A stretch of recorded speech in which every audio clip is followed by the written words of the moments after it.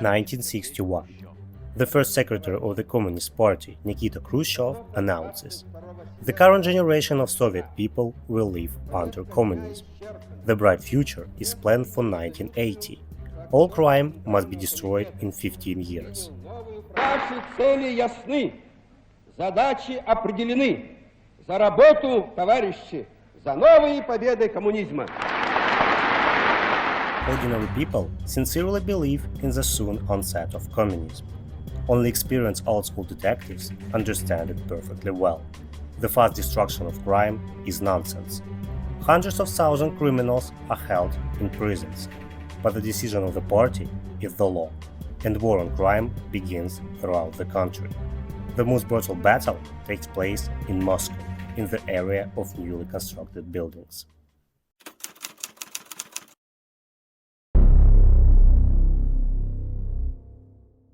In front of you is a typical house from the 60s in the Soviet Union.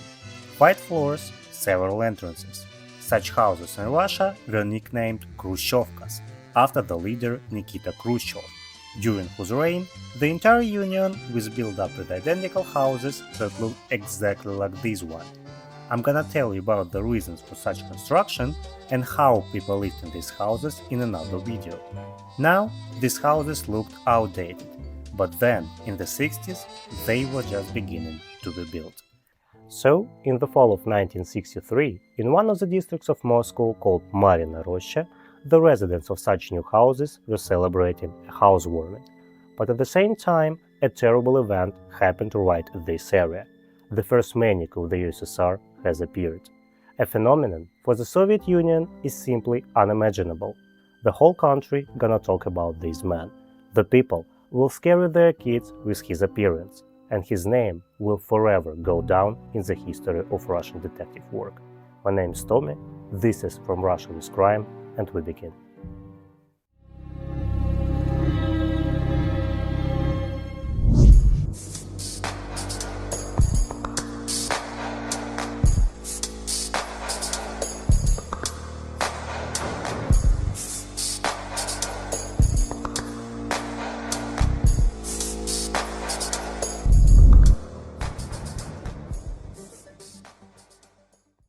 The Sobolev family moved to a new 5-story building in December 1963.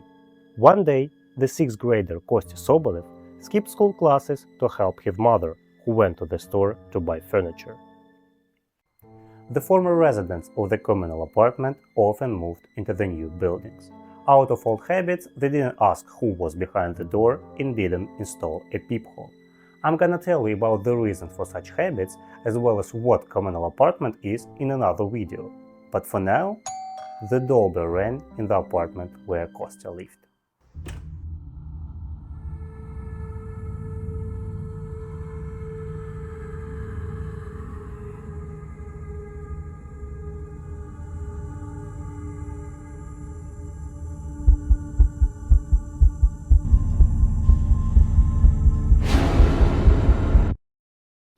An hour later, Kostya's mother returned home, and what she saw changed her life forever. Kostya was lying on the floor in a pool of blood. The woman has gone crazy and was never able to recover. The brutal murder of a child is an unbelievable event for that time. The entire police forces gathered at the crime scene. Among the experienced officers, there was young forensic expert Sofia Feinstein. From the notes of Sofia Feinstein, a 9-year-old boy with head injuries was found at the crime scene. The pulse indicates that the victim was defending himself from strikes. Death occurred as a result of axe blow. In the early 60s, the Soviet Union was trying hard to show the world that the communist system was the best, and was doing it successfully. The first flight into space in 1961 by Yuri Gagarin, the triumph of a hockey team at the World Championship, as well as construction projects throughout the country. There was something to be proud of. The Soviet people were always busy with work and house chores. People wanted to live better and were not lazy in building their own future. No one really thought about crime and criminal rates. It doesn't mean, of course, that there was no crime in the USSR. Obviously, being frivolous and inattentive, you can easily lose your wallet. Or if you're unlucky enough to find yourself in a dark alley at night, you will definitely exchange your money to a couple of bruises and bumps. But it didn't actually matter. In the USSR, there were no crime news on TV, newspapers didn't publish scary stories about robbers and murderers, so a Soviet person simply had nowhere to learn about crimes and people who committed them. Even the most popular entertainment of those years, the movies, didn't touch the topic of crime. Who do you think were the most terrible Soviet movie criminals? Murderers? Robbers? Gangsters?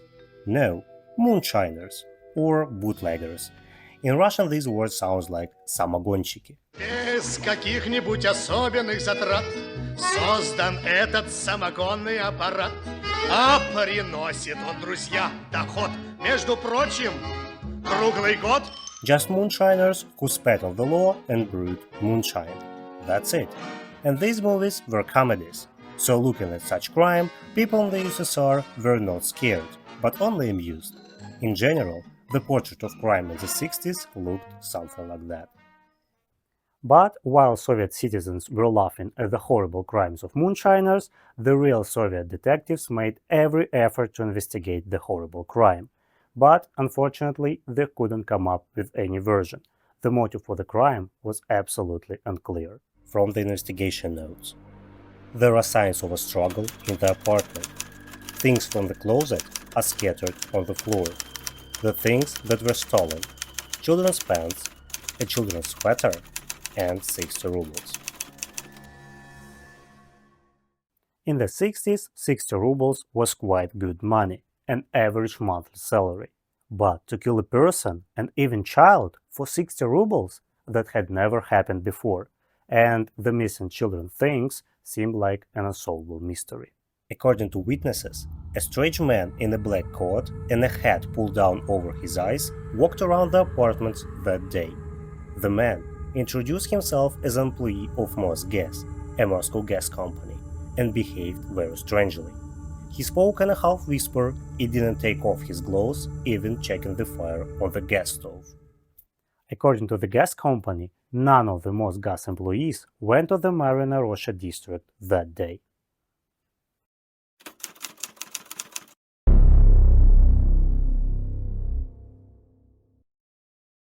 It became clear that the fake gas company employee was the killer. The detectives called him MosGas, after the name of gas company. A young forensic expert, Sofia von Stein, was assigned to make his facial composite. From the notes of Sofia von Stein: having interviewed 39 people, nothing useful could be established. Some said that the suspect was wearing a coat, some that he was wearing a jacket. Someone confirmed that the killer had dark hair, another said that no hair was visible at all. Sofia's colleagues realized that they won't be able to find out anything worthy, and began to insist on stopping the interrogations. But the young lady wasn't going to give up, and decided to interrogate the last witness, whom none of the experienced detectives even remembered, a little boy whom the killer visited first, and who miraculously managed to stay alive. It turned out that the boy remembered the killer very well, and confidently described his appearance. He remembered the hat that MosGas came in. It was expensive and called pyzhik. But what can be special about the hat? At that time in the USSR was a certain fashion. Now it looks strange and even funny, but in the 60s a symbol of the highest status was a pyzhik hat. Pyzhik is a very young deer with a soft and shiny fur, and this hat was a real luxury. Only very rich and influential people could afford to wear this thing, and simple people were content with rabbit hats.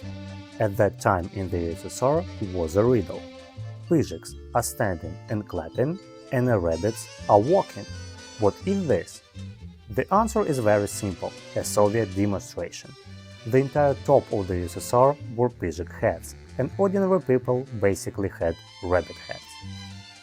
But if a person had such an accessories, his status rocketed to the skies. Now the PG hat can be compared only with the Patek Philippe watch or a suit by Tom Ford. According to the boy, the suspect wore an expensive Peugeot hat like this, with air flaps tied. But there was one detail: people from Moscow don't wear hats like that. Nowadays, making facial composite is a common and highly developed procedure. There are lots of programs with artificial intelligence and terabytes of samples. But at that time, Sofia von Stein only had scissors, glue, and hundreds of photographs. Also, the problem was that a little boy remembered the killer more accurately than anyone else did, and it was necessary to work only with him. But unexpectedly, during the work, a police officer looked into Sofia von Stein's office. The boy saw him, turned pale, and whispered, "It's him, MosGas." The detectives expect everything, but not such an outcome.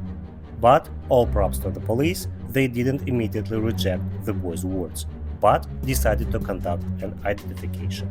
To make it safe, a special force group was called into hall. However, after carefully examining the policeman, the boy realized he was mistaken. But, according to him, the killer was strikingly similar to the police officer. In this case, Sofia von Stein asked for a photograph of the colleague, which became the prototype for the first facial composite in the history of the USSR.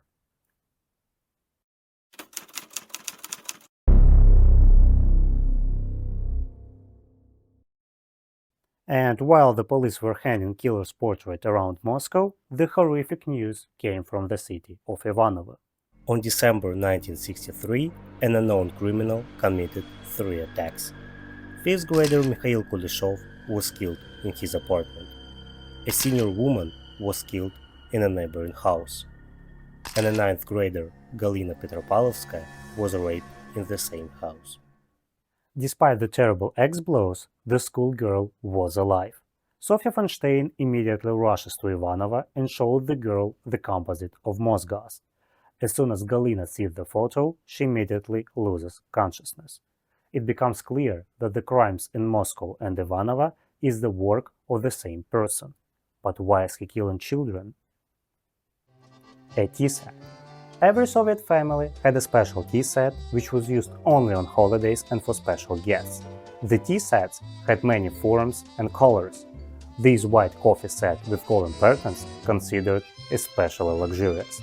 But the killer didn't take any of these expensive cups and teapots. Instead, he took absolutely useless pens and markers.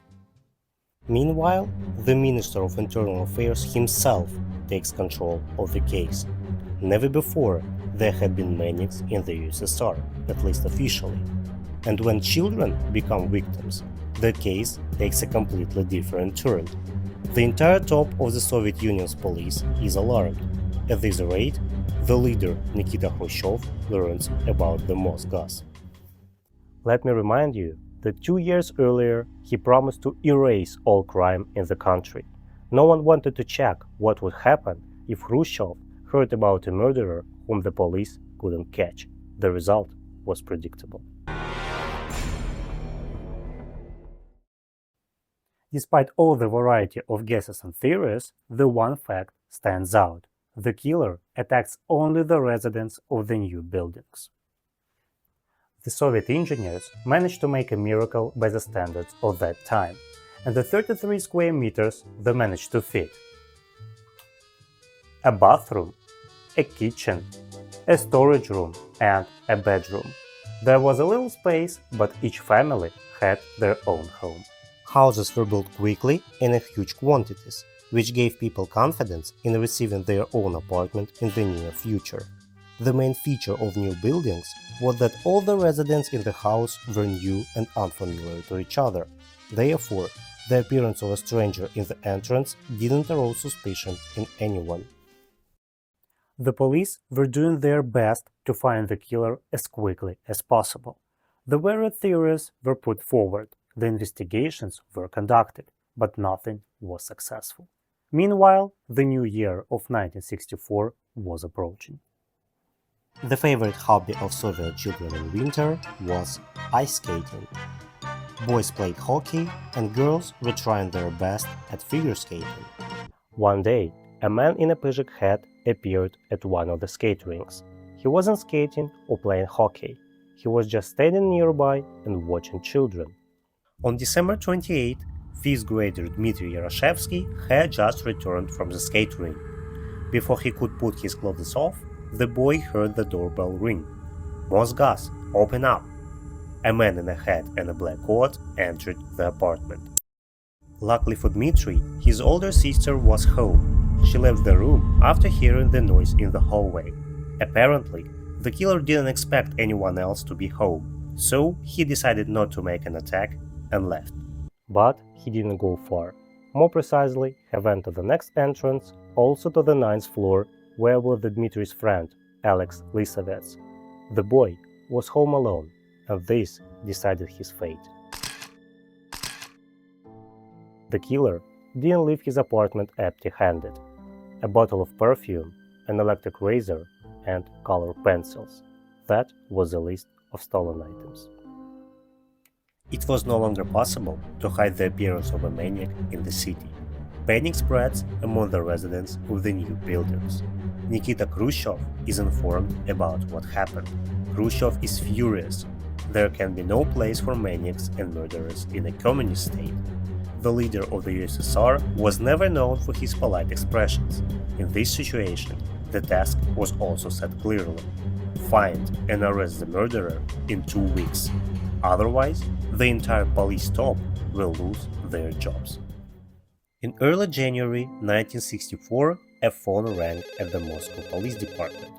It was coming from the train station. The station security reported that the murderer from MosGas had been detained. The detectives immediately went to the place. The detectives found gloves, a wrench, and a small hatchet in the detainee's briefcase. It seemed that everything fits. The station security let the man out and handed him over to the police. When the detectives saw the criminal, he began laughing. But the detectives were not in mood for laughing. The reason was the captured murderer turned out to be a police officer disguised as a suspect. He walked around public places and checked the police work. The police worked flawlessly, but they never managed to catch a real murderer.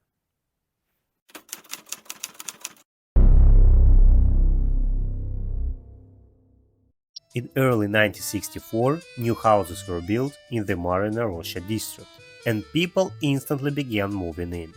But since the houses were built in a hurry, there were often cases of defects. One day, an unknown man came to a woman who had just moved into a new apartment. He introduced himself as the manager of a construction company and asked her to write down all her claims regarding the defects. The woman only managed to write the word "claim" when suddenly a hatchet fell on her head. This time, maniac's loot was 150 rubles, a wristwatch, and a TV. Obviously, it was impossible to take the TV out of the house unnoticed, so the police detective started questioning neighbors. Surprisingly, the main witness turned out to be a local police officer who personally saw a man with the TV getting into a truck. He didn't pay any attention on it at that time, however, the professional intuition prompted him to remember 2 digits from the car's license plate. The digits turned out to be 96. It wasn't difficult to find the truck. The driver explained that for small amounts of money, he gave a ride for a man with the TV to the train station. The police finally found a trail and doubled their efforts. They found a woman who told them that her neighbor upstairs had recently tried to sell her a TV. Anticipating the triumph, the detectives rushed to the neighbor's apartment, but no one was there. Then it was decided to set up a trap. And a few hours later, the door to the apartment opened. But contrary to the police expectations, a young girl was standing in front of the door. She wasn't scared of the people in uniform. She behaved confidently and even tried to flirt. The girl explained that she lived here with a man and proudly introduced him like a secret KGB agent. When she was asked where her boyfriend was now, She answered that he was on a secret mission, somewhere in another city. The secret KGB agent's name was Vladimir Ioannisian. At the KGB headquarters in Moscow, they immediately raised all the documents on the employees. Full-time employees, secret agents, spies. The card index had everything. Everyone except Vladimir Ioannisian. Then they started checking everyone by the last name Ioannisian. A huge amount of work, because at that time digital databases didn't exist. The detectives went through hundreds of documents and were most likely glad that the killer didn't have some popular last name like Ivanov. The efforts were not in vain. Vladimir Ioannisian's personal file was found. He had been convicted twice for theft and evading military service. He worked at the theater, but the main thing was that Vladimir Ioannisian looked very similar to a composite of the killer. The Vladimir Ioannisian's girlfriend Aleftina at first strictly refused to give any information, but this didn't last long. Realizing that Vladimir wasn't who he was claiming to be, the girl began to talk. The story was following. Aleftina and Vladimir worked in the same theater. The girl was a dancer and the man was a singer. Vladimir Ioannisian was struck by Aleftina's beauty, but the girl had many admirers. Then Ioannisian came up with a brilliant plan to win the girl's heart. He told her that the work at theater was his undercover and he was a secret KGB agent. He promised Aleftina a great future, because with his connections he could get a place in any theater in the Union. The girl was so happy and it was decided to go to Moscow. But nothing went so smoothly in Moscow. Aleftina is not accepted to any theater, and then Vladimir Ioannisian told her that he had received a serious promotion at work, and soon they would have a new life. To prove his words, he took Aleftina to a new and the most expensive store in the USSR, which located right on the Red Square, and called GUM. At GUM, Aleftina chose a fur coat for several thousand rubles, about the same price as the new car. Vladimir promised that he would definitely buy this fur coat, only after a very secret mission. That day, the couple didn't buy any fur coat, but they made another purchase. A tourist hatchet. In just a couple of days, Vladimir Ioannisian gonna clean it of Kostya Sobolev's blood. Aleftina believed all of Vladimir's stories about his service, but when it became clear that Ioannisian wasn't a KGB officer, but a murderer of women and children, the girl told the investigators that Vladimir was now in Kazan, according to him carrying out a secret mission. The best minds of the USSR police were developing a plan how to detain the criminal. For this, it was decided to disguise a police officer as Vladimir's girlfriend, Aleftina. At that time, the Soviet police had full-time makeup artists and stylists, so after a few days of hard work, Aleftina had a twin sister. It was agreed to arrest Ioannisian at the train station. The fake Aleftina arrived in Kazan by train. Vladimir Ioannisian saw Aleftina through the window and waved to her. He didn't notice the substitution. As soon as the train stopped, Vladimir Ioannisian took the bags and wanted to hug Aleftina, but suddenly the handcuffs snapped on his hands.